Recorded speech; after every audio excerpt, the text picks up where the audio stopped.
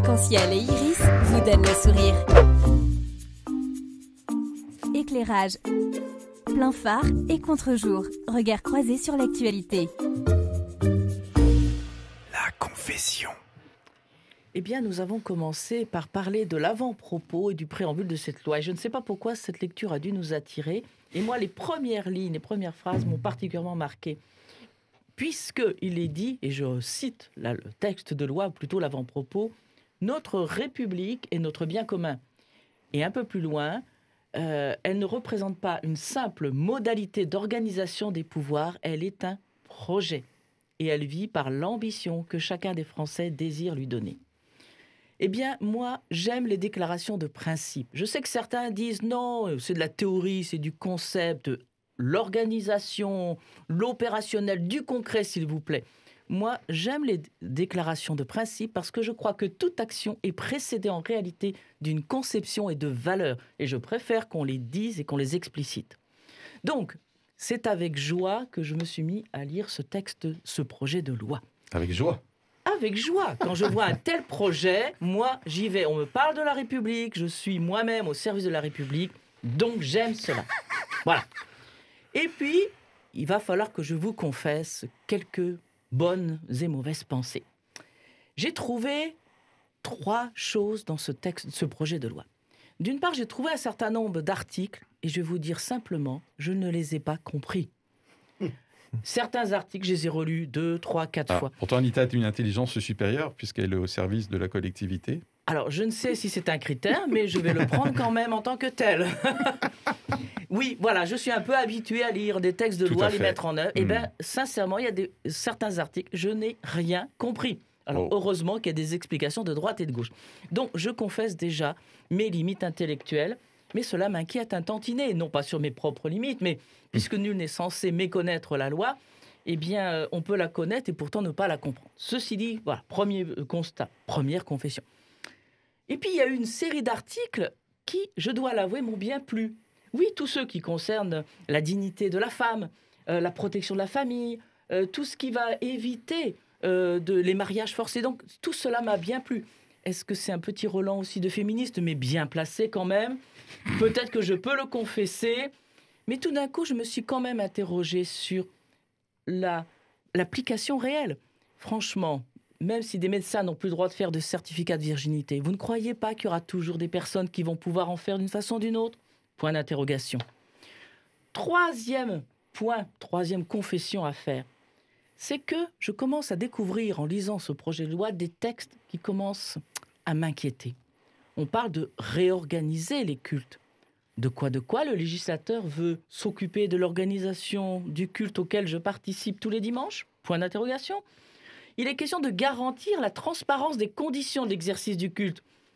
Certes, il y a des situations extrêmes, mais j'ai plutôt l'impression que c'est plutôt transparent. Bon. Il s'agit d'établir un contrat d'engagement républicain. Oui, l'annonce est belle. Mais il y a déjà des contrats existants lorsque l'État donne des subventions à une association. Pourquoi les associations cultuelles devraient-elles tout d'un coup donner davantage de prouver leur implication plus forte que des associations qui ne seraient pas cultuelles? Pourquoi les associations cultuelles seraient-elles plus dangereuses que les associations loi 1901?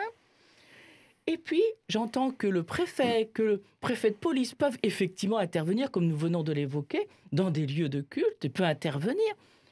Oh! Et je vois que l'on démultiplie un certain nombre de possibilités de sanctions en plus de l'existant. Alors là, je dois avouer que je commence à m'inquiéter un tantinet. Il faut le reconnaître. Entre l'objectif de prévention, de répression, et puis, d'autre part, une atteinte à la liberté de conscience et au libre exercice des cultes, là, je confesse mon inquiétude. Et tout d'un coup, bien que, effectivement, nous venons de l'évoquer, l'objectif de la République, c'est de limiter ce qui est appelé l'entrisme communautaire. Et oui, j'adhère à cela, je suis d'accord avec ce point de vue-là. Mais en même temps, en lisant ce projet de loi, une image s'impose à moi, et c'est celle d'un bulldozer. Nous avons actuellement sur les chaînes une publicité pour une compagnie d'assurance quelconque qui présente le thème suivant. Une famille est installée dans sa maison. Tout va très bien. Et tout d'un coup, il y a des vibrations, des objets tombent et les baies vitrées se cassent. Et les gens, la famille sort et on découvre là que c'est le fils aîné qui est en train de tondre la pelouse sur une espèce de tondeuse tracteur, je ne sais pas comment ça s'appelle. Et la maman, très gentiment, très calmement, dit « Ah, déjà, dès qu'il était tout petit, il avait tendance à dépasser. » Eh bien, je pense que là, le législateur est en train de dépasser dans son dessein. Et que oui, nous étions en train de cibler un véritable problème que nous avons en France, mais en réalité, c'est l'ensemble des communautés religieuses qui sont impactées. Et je m'interroge, je me dis, est-ce que la République se rend compte de ce qu'elle est en train de faire?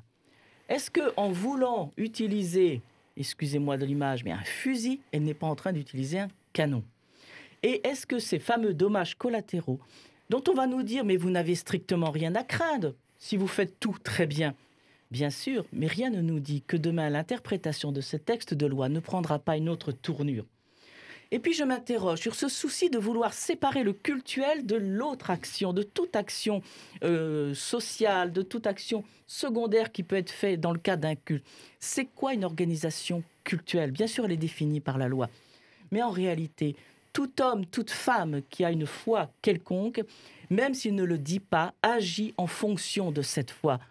Toute personne qui a une spiritualité et des valeurs va agir dans la société aussi en fonction de ces valeurs. Est-ce que nous pouvons décemment séparer le tout? Est-ce que nous pouvons mettre dans une case la pratique cultuelle, la pratique religieuse? Que pouvons-nous penser d'un Martin Luther King? Que pouvons-nous penser du créateur de la Croix-Rouge? Que pouvons-nous penser du créateur de l'Armée du Salut?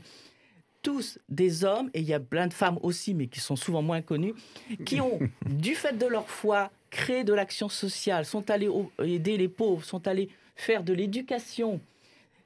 Souvent, les grandes œuvres que nous avons en France ont été des œuvres qui ont été créées par des chrétiens engagés, parce que justement, ils ont mêlé à la fois leur foi et l'action.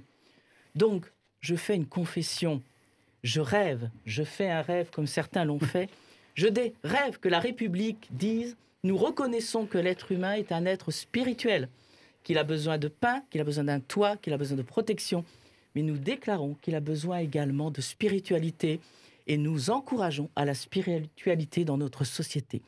Et voici mon rêve et ma confession. »